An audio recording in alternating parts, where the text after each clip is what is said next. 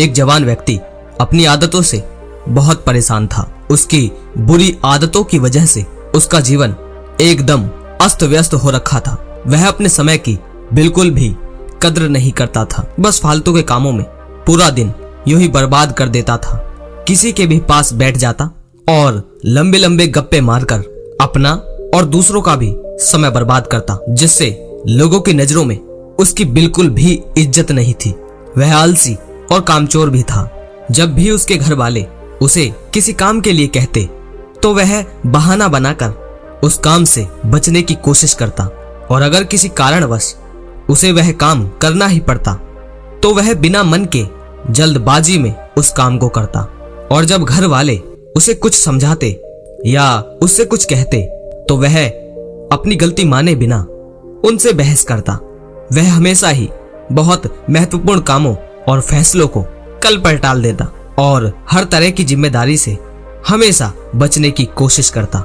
उसे यह लगता कि अगर मैं दोस्तों के साथ गप्पे मारूंगा तो मुझे खुशी मिलेगी, अगर मैं पूरे दिन घर में आराम से पड़ा रहूंगा तो मुझे खुशी मिलेगी, अगर मैं अपने ऊपर किसी भी प्रकार की जिम्मेदारी नहीं लूंगा और खाली रहूंगा तो शायद खुशी मिलेगी, अगर मैं सुबह देर तक सोता रहूंगा तो मुझे खुशी मिलेगी।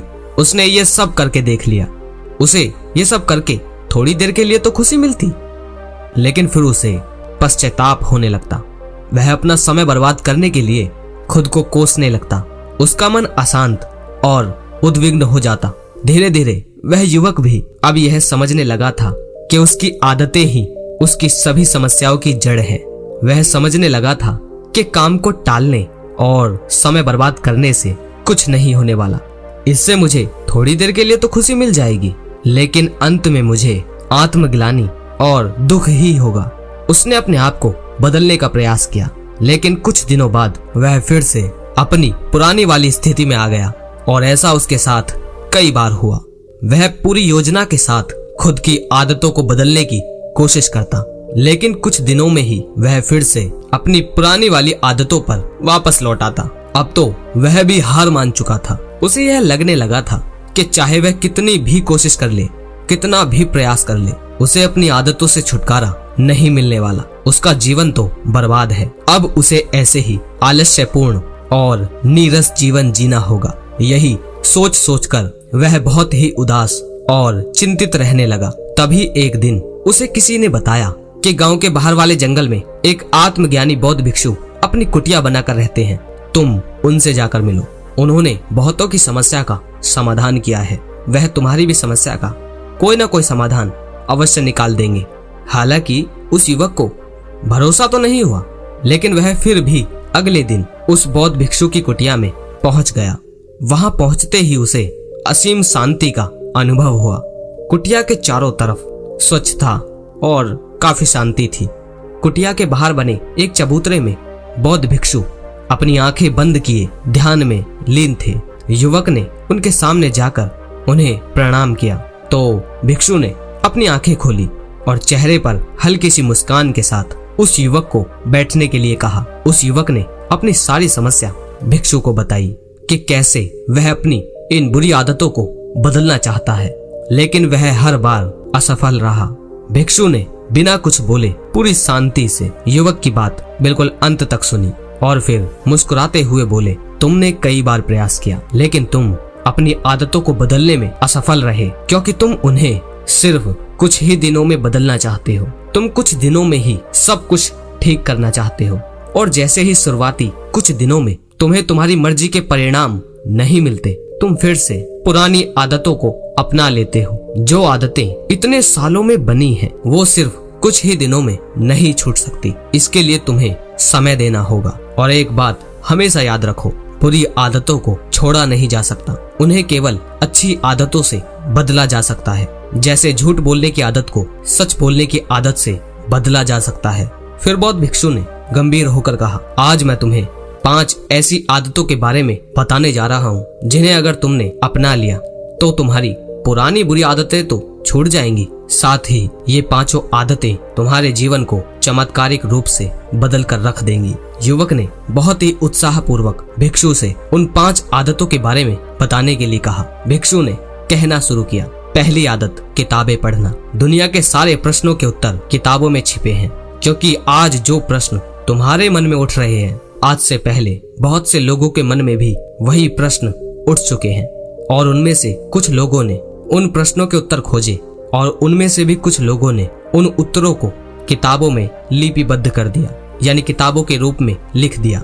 तो तुम उस पूरी प्रक्रिया से गुजरे बिना ही सिर्फ एक छोटी सी किताब पढ़कर अपने प्रश्नों के उत्तर पा सकते हो और उन्हें खुद के लिए प्रयोग कर सकते हो। किसी किताब में तुम्हें एक इंसान अपने जीवन का पूरा निचोड़ दे देता है, जिससे तुम बहुत कुछ सीख सकते हो। और इसके साथ ही किताबें पढ़ने से तुम नई चीजें सीख पाओगे, खुद की कमियां जान पाओगे, तुम्हारे मन में नए और सकारात्मक विचारों का जन्म होगा, जो तुम्हें तुम्हारे जीवन में आगे बढ़ने में बहुत मदद करेंगी। दुनिया का हर ऊंचे से ऊंचा इंसान किताबें जरूर पढ़ता है, इसीलिए तुम भी आज से सकारात्मक और अच्छी किताबें पढ़ने के लिए समय निकालो। ये आदत तुम्हारे जीवन में एक चमत्कारिक बदलाव जरूर लाएगी। और मैं इसमें अपनी एक बात जोड़ना चाहूंगा कि कोई ऐसी वैसी किताब ही ना उठा लेना। किताबों का भी चुनाव करना तुमसे आना चाहिए कि कौन सी किताब हमें पढ़नी है और कौन सी किताब हमें नहीं पढ़नी, क्योंकि बहुत सी किताबों में अर्थ का अनर्थ हुआ पड़ा है। तो आपको किताबें चुनने में भी सावधानी जरूर बरतनी है। बौद्ध भिक्षु ने आगे कहा, दूसरी आदत, लिखना अपने आंतरिक अस्तित्व से जुड़ाव पैदा करने का एक बहुत ही बेहतरीन तरीका है। जब हम हर रोज लिखने की आदत डाल लेते हैं तो हमारा सच्चा आंतरिक स्वरूप हमें महसूस होने लगता है, हम अपने अंदर से जुड़ने लगते हैं। लिखने का सबसे बड़ा फायदा ये है कि जब हम लिखने बैठते हैं तो हमारा मन भटकना बंद कर देता है। और ये आपने भी महसूस किया होगा, हमारे मन में हर समय कई सारे विचार चलते रहते हैं, लेकिन लिखने से हमारे मन के वो विचार पक्के हो जाते हैं। भिक्षु ने आगे कहा, हमारा दिमाग विचारों को इकट्ठा कर उन्हें याद रखने के लिए नहीं है, बल्कि नए विचारों को पैदा करने के लिए है। और जब हम पुराने महत्वपूर्ण विचारों को एक जगह पर लिख लेते हैं तो हमारा दिमाग नए विचार पैदा करने के लिए स्वतंत्र हो जाता है। हमारे जीवन में हमें हर रोज कुछ महत्वपूर्ण अनुभव होते हैं, लेकिन जब हम उस अनुभव से बाहर निकल जाते हैं तो उस अनुभव का प्रभाव कम होने लगता है या हम उसे भूल जाते हैं। इसीलिए महत्वपूर्ण विचारों और अनुभवों को तुरंत लिख लेना चाहिए, क्योंकि समय पड़ने पर हमें वह विचार दोबारा याद आए ये जरूरी नहीं। भिक्षु ने कहा, तीसरा, रोज सही खेल खेलने की आदत डालो। खेल नहीं तो उस कला को अपने जीवन में लाओ जिससे तुम्हें अत्यधिक प्रेम है, जिसमें तुम्हें रुचि है। वो कुछ भी हो सकता है, गिटार बजाना, संगीत करना, फुटबॉल, बास्केटबॉल, कुछ भी हो सकता है। ये छोटी सी चीज ही तुम्हारी मानसिक समस्याओं को, जिंदगी की ज्यादातर समस्याओं का कारण लोगों का अतीत या भविष्य के विचारों में खोई रहना है। और ये तुम्हारी रुचि जो मैंने अभी बताई है, ये सब तुम्हारी उन्हीं समस्याओं का समाधान कर देगा। क्योंकि जब आप किसी उस चीज में लगे रहोगे जिससे आपको बहुत लगाव है, अगर आप गायक हो, आप गाना गाते हो, तो आपको कहाँ समय मिल रहा है अपने भविष्य या अतीत के बारे में सोचने का। और ये चीज आपकी इसी समस्या का समाधान करेगी और तुम वर्तमान में जियोगे और साथ ही साथ तुम तनाव मुक्त रहोगे, अंदर से खुशनुमा महसूस करोगे और तुम्हारा शरीर भी स्वस्थ रहेगा, जिसके परिणाम स्वरूप हमारे जीवन में खुशी और स्थिरता आती है। क्योंकि ये आपको भी पता है कि आप भी पूरे दिन में, भिक्षु ने आगे कहा, चौथी आदत जो पूरी तरीके से तुम्हारी जिंदगी को बदल कर रख सकती है, वह है थैंकफुल रहने की आदत, शुक्रिया अदा करने की आदत। अब थैंक यू कहोगे किसको, शुक्रिया अदा किसको कहोगे? जो कुछ भी तुम्हारे पास है उसके लिए शुक्रिया अदा शुरू करना, उसके लिए थैंक यू करना शुरू करो, उसके लिए धन्यवाद करना शुरू करो। अगर हम अपना ध्यान क्या नहीं है हमारे पास, इससे हटाकर हमारे पास क्या है उस पर ले आए, तो हमारी पूरी जिंदगी खुशियों से भर जाएगी। कभी ये मत सोचो कि जब मैं बहुत बड़ा कुछ हासिल कर लूंगा तब खुश होऊंगा, हो जाना तब भी खुश हो जाना, लेकिन आज जो तुम्हारे पास है, आज जो अच्छी घटनाएं हैं और तुम्हारे साथ घट रही हैं, उनमें खुशी को देखो। देखो कि तुम्हारी सांसें चल रही हैं, देखो तुम्हारे हाथ पैर अभी सही सलामत हैं, देखो अभी तुम जिंदा हो, देखो अभी तुम्हारा परिवार सही सलामत है, देखो अभी तुम बीमार नहीं हो, देखो कि तुम मौत के करीब नहीं हो। इसका शुक्रिया अदा करो। तुम्हारे पास रहने के लिए घर है, इसका शुक्रिया अदा करो। खाने के लिए खाना है, इसका शुक्रिया अदा करो। पहनने के लिए कपड़े हैं, इसका शुक्रिया अदा करो। सांस लेने के लिए स्वच्छ हवा है, इसका शुक्रिया अदा करो। दुनिया में बहुत से लोगों को ये सब भी नसीब नहीं है जो आपको है। और खुशी कभी भी किसी बाहरी चीज से नहीं मिलती। खुशी इस बात से नहीं मिलती कि हमने क्या खरीद लिया, क्या ले लिया, क्या बन गए, बल्कि हमें खुशी तब मिलती है जब हमें अंदर से यह महसूस होता है कि हमारे जीवन में कुछ भी गायब नहीं है, हमारे पास बहुत कुछ है। और जब हम उस पर ध्यान देते हैं और आभार व्यक्त करने की आदत हमें यही बार बार याद दिलवाती है कि हमारे जीवन में कोई कमी नहीं है, हम अभी भी पूर्ण हैं, हमारे पास अभी भी बहुत कुछ है। भिक्षु ने थोड़ा गंभीर होते हुए कहा, 5 आदतों में कोई एक आदत जो मैं कहूंगा कि तुम्हें जरूर अपनानी चाहिए, वो है आभार व्यक्त करने की आदत, थैंकफुल रहने की आदत, ग्रेटिट्यूड की आदत, क्योंकि यही वो आदत है जो तुम्हारी जिंदगी को सबसे ज्यादा सकारात्मक तरीके से बदल कर रख सकती है। भिक्षु ने कहा, 5वीं आदत जो तुम पाना चाहते हो उसके बारे में पूरे विश्वास के साथ सोचना शुरू कर दो। तुम विचार करो कि वो चीज तुम्हें मिल गई है, फिर तुम कैसा महसूस करोगे,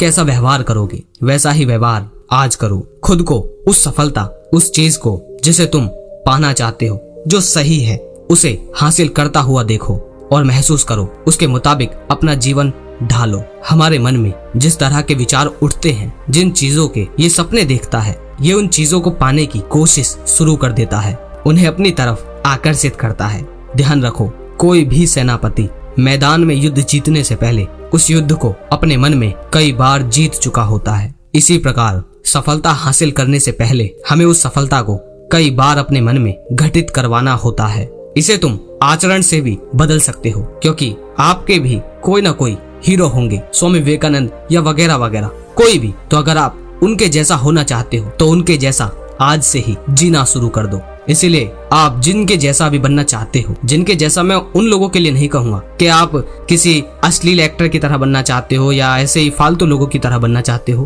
तो मैं उन लोगों के लिए नहीं कहूंगा। लेकिन अगर सही लोगों की तरह बनना चाहते हो तो उनके बारे में अपने मन में पूरे विश्वास के साथ सोचना और महसूस करना शुरू कर दो। उन भिक्षु ने कहा, अगर तुमने इन 5 आदतों को अपनी जिंदगी का हिस्सा बना लिया तो तुम्हारी जिंदगी चमत्कारिक रूप से बदलना शुरू हो जाएगी। इतना कहकर वह बौद्ध भिक्षु चुप हो गए।